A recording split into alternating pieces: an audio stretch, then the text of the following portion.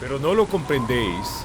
¿No tenéis ojos para ver algo que ha necesitado 2 milenios para alcanzar la victoria?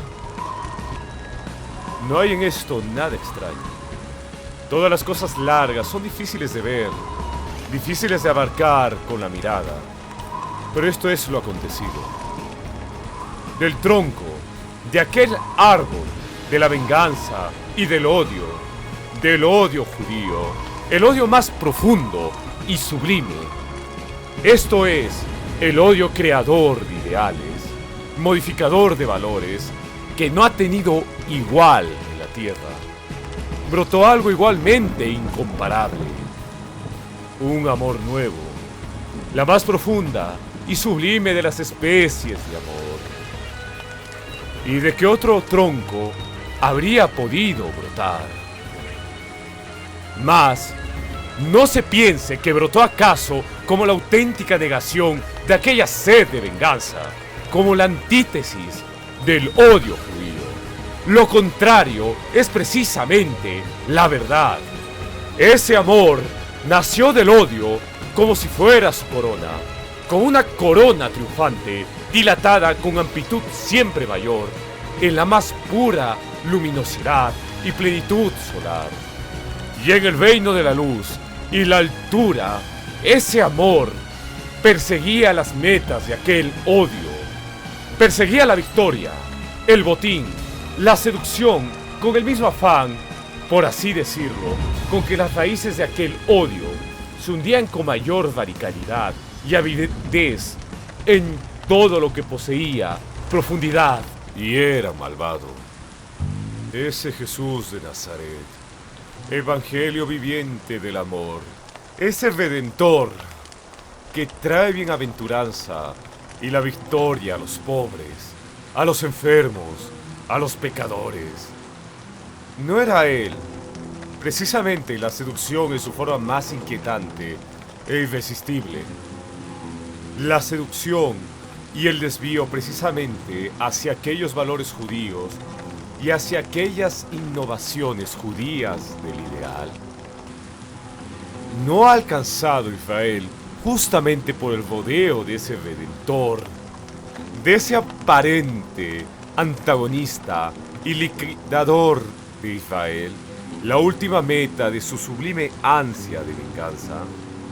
No forma parte de la oculta magia negra de una política verdaderamente grande de venganza, de una venganza de amplias miras, subterránea, de avance lento, precalculadora, el hecho de que Israel mismo tuviese que negar y que clavar en la cruz ante el mundo entero, como si se tratase de su enemigo mortal, al auténtico instrumento de su venganza, a fin de que el mundo entero, es decir, todos los adversarios de Israel, pudieran morder sin recelos precisamente de ese cebo. Y, por otro lado, se podría imaginar en absoluto, con todo el refinamiento del espíritu, algo que, igual en fuerza atractiva, embriagadora, aturdidora, corruptora, a aquella paradoja de un Dios crucificado en la cruz, a aquel misterio de una inimaginable, última, extrema crueldad y autocrucifixión de Dios para salvación del hombre. Cuando menos, es cierto que Sug Hoc signo, bajo este signo, Israel ha venido triunfando una y otra vez, con su venganza y su inversión de todos los valores sobre todos los demás ideales, sobre todos los ideales más nobles. Genealogía de la moral, tratado primero, 8. El cristianismo fue desde el comienzo, de manera esencial y básica, náusea y fastidio contra la vida, que no hacían más que disfrazarse, ocultarse, ataviarse con la creencia en otra vida distinta, o mejor, El nacimiento de la tragedia, página 23. Esta acusación eterna contra el cristianismo la quiero escribir en todas las paredes. Yo tengo un alfabeto aún para los ciegos. Llamo al cristianismo la gran maldición, la gran corrupción soterrada, el gran instinto de la venganza para el cual ningún medio es bastante pérfido, furtivo, subrepticio y mezquino. Lo llamo, en resumen, la mancha inmortal de la humanidad. El Anticristo. 62. El cristianismo es conocido como la religión de la lástima. La lástima pone trabas a esa ley de la evolución que es la selección. Conserva lo que ya está maduro para perecer. Constituye una resistencia que milita a favor de los desheredados y los sentenciados de la vida.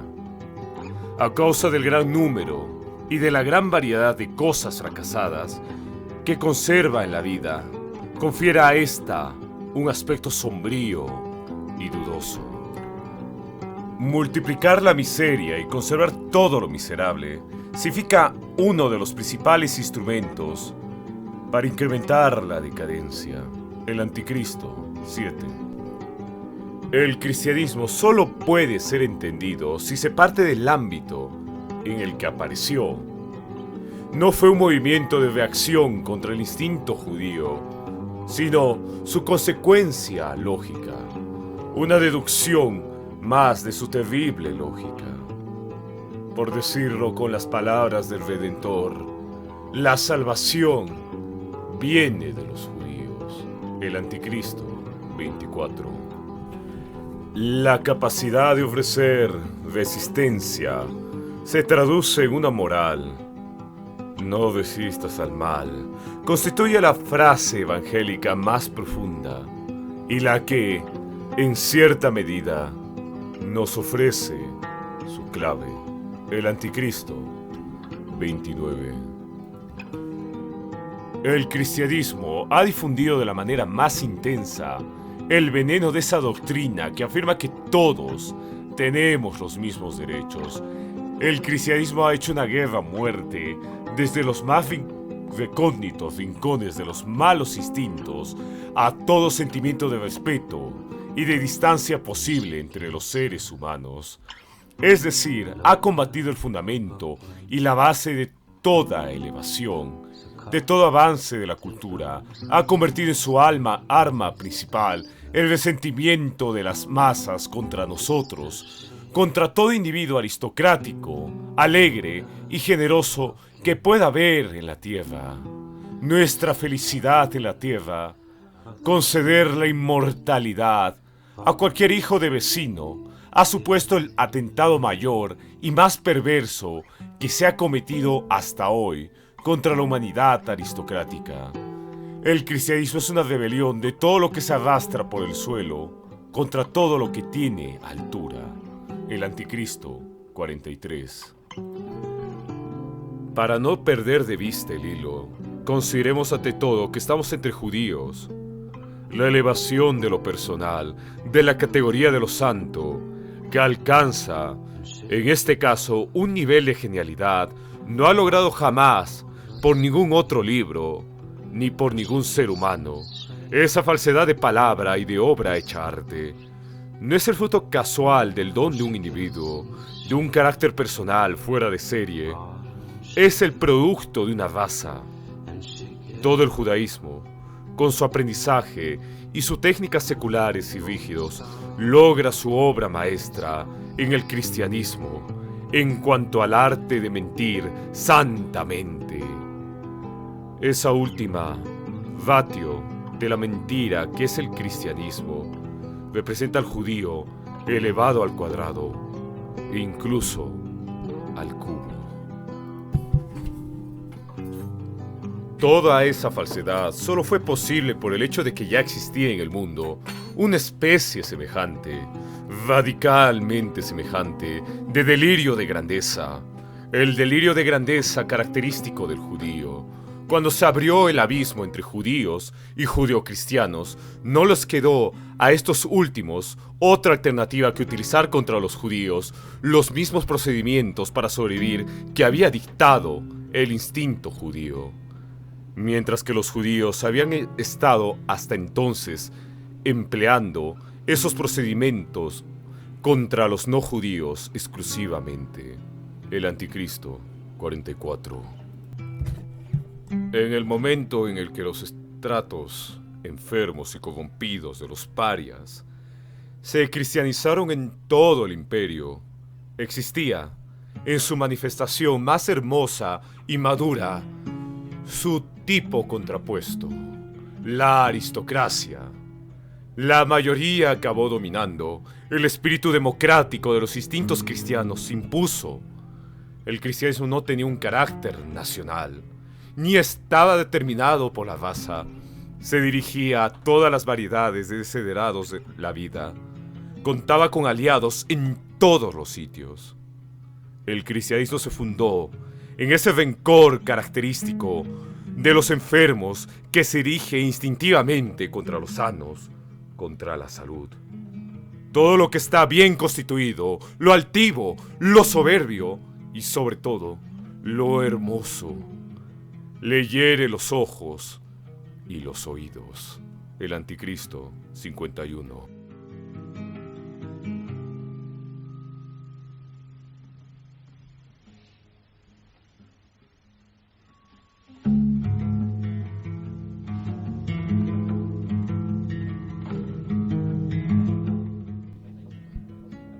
El cristianismo fue el vampiro del Imperio Romano. En una noche aniquiló esa obra ingente llevada a cabo por los romanos de conquistar un terreno sobre el que construir un imperio perdurable. Efectivamente, San Pablo representó el odio del Chandala a Roma, al mundo encarnado, convertido en genio, el eterno judío por antonomasia. Él fue quien intuyó la forma como se podría provocar un incendio a escala mundial.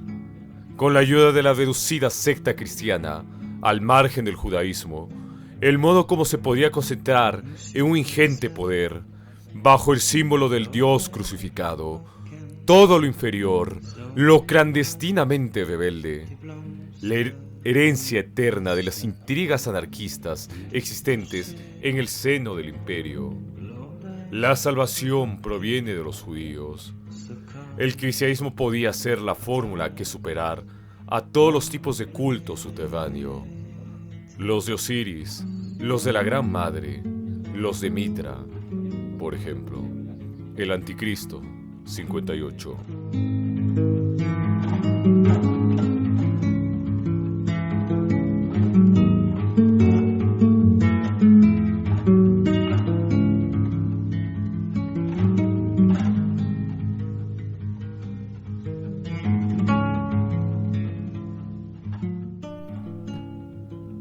En todas las épocas se ha querido mejorar a los hombres, y a esto se le ha llamado por antonomasia moral. No obstante, en esa misma palabra se encierran las más diferentes tendencias a la doma de la bestia humana, y a la cría de una determinada clase de hombres se le dio el nombre de mejoramiento.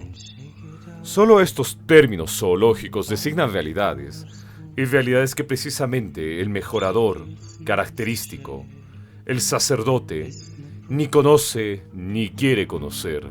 Llamar mejoramiento a la doma de un animal es algo que a nosotros nos suena casi como una burla.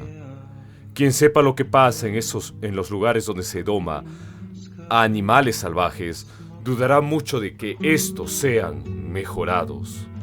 Se les debilita, se les hace menos dañinos, se les convierte en unos animales enfermizos a base de deprimirles mediante el miedo, el dolor, las heridas y el hambre. Lo mismo pasa con el hombre domado, que ha mejorado el sacerdote. En la Alta Edad Media, cuando la iglesia era realmente un lugar de doma de animales, se daba caza por todas partes a los mejores ejemplares de la bestia rubia. Se mejoró, por ejemplo, a los aristócratas germanos. Pero, ¿qué aspecto presentaba luego este germano mejorado, a quien recluían con engaños en un monasterio? El de una caricatura de hombre, el de un engendro, lo habían convertido en pecador. Encerrado en una jaula y aprisionado por terribles ideas, allí yacía enfermo, sombrío, aborreciéndose a sí mismo, con un odio mortal a todos los impulsos que incitan a vivir, recelando de todo lo que seguía siendo fuerte y dichoso. En suma, había sido convertido en un cristiano. Hablando en términos fisiológicos, en la lucha con la bestia, la única forma de debilitarle puede ser conseguir que enferme. Así lo entendió la iglesia. Echó a perder al hombre, lo debilitó, pero pretendió haberlo mejorado. El ocaso de los ídolos, 5. Tenemos, por un lado, la humanidad aria, totalmente pura, totalmente originaria. Y probamos que el concepto de pureza de sangre dista mucho de ser una idea banal.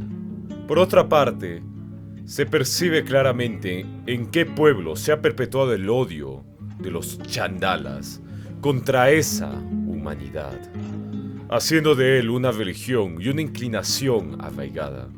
En este sentido, los evangelios constituyen un documento de primer orden, más incluso que el libro de Enoch. El cristianismo surgió de raíces judías y solo explicable como planta característica de este suelo. Representa el movimiento opuesto a toda moral de cría, de raza y de privilegio. Es la religión antiaria por excelencia. El cristianismo es la inversión de todos los valores arios, el triunfo de los valores chandalas, el evangelio dirigido a los pobres e inferiores. La rebelión general de todos los oprimidos, miserables, malogrados y fracasados, dirigida contra la raza. La venganza eterna de los chandalas, convertida en religión del amor. El ocaso de los ídolos, 4. Nietzsche ve en el cristianismo el fermento de debilitación de Occidente. Según él, el cristianismo no ha hecho más que reanudar, disfrazándolo, los temas del judaísmo. El odio a las clases aristocráticas, el odio a las individualidades superiores, envenenando a la humanidad, ofreciendo una moral de víctimas y resentidos. Hace reanudar en el cristianismo todos los traumas de una comunidad judía dominada por los sacerdotes, quienes, para ser perpetuamente dirigentes, necesitan de una masa de oprimidos, de fracasados y de paranoicos. Más que a esta partida de apóstoles de Jesús, Nietzsche acusa directamente a Pablo de Tarso, un judío de ciudadanía romana, de esa transfusión venenosa de judaísmo transformado en cristianismo y trasplantado a Occidente. ¿Qué es entonces el cristianismo? Y Nietzsche responde: es la forma decadente del mundo antiguo.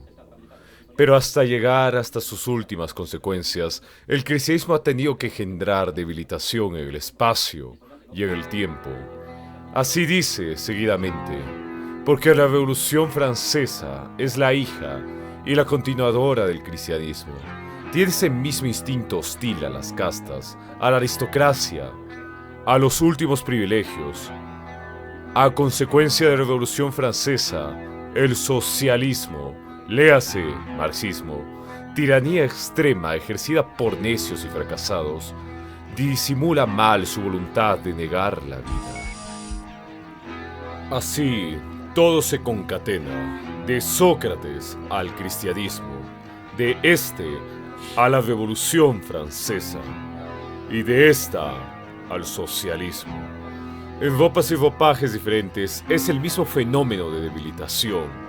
En una palabra, decadencia. Nietzsche, más allá de los pensadores anticristianos de la Ilustración, quienes sentían que el cristianismo era simplemente falso, él afirmaba que fue deliberadamente infundido por la judería como una religión subversiva ideada como un arma psicológica contra el Imperio Romano por el apóstol Pablo y luego propagada con mayor virulencia con el fin de cobrar venganza por la destrucción de Jerusalén y el templo en manos de los romanos durante la Primera Guerra Judeo-Romana.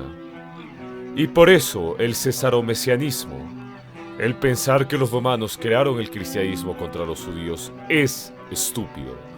Los romanos siempre dominaron a los judíos mediante su poderío militar, porque el pueblo judío siempre fue un pueblo sacerdotal, pero no militar. Frente a Roma, ellos no tenían oportunidad alguna. Mediante la espada, solo la pluma fue su salvación.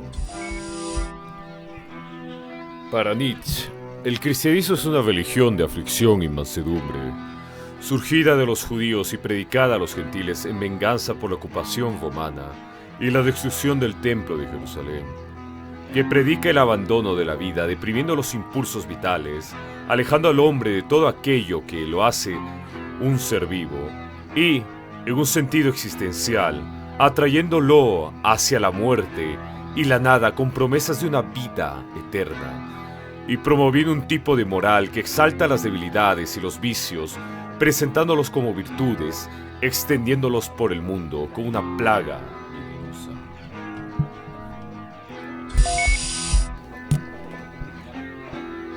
Muerte de Jesús. Una figura yacía en el suelo, tan doloroso que las flores alrededor se marchitaron. Un alma triste yacía en el suelo, tan fría que toda el agua se convirtió en hielo. Luego una sombra cayó sobre el bosque.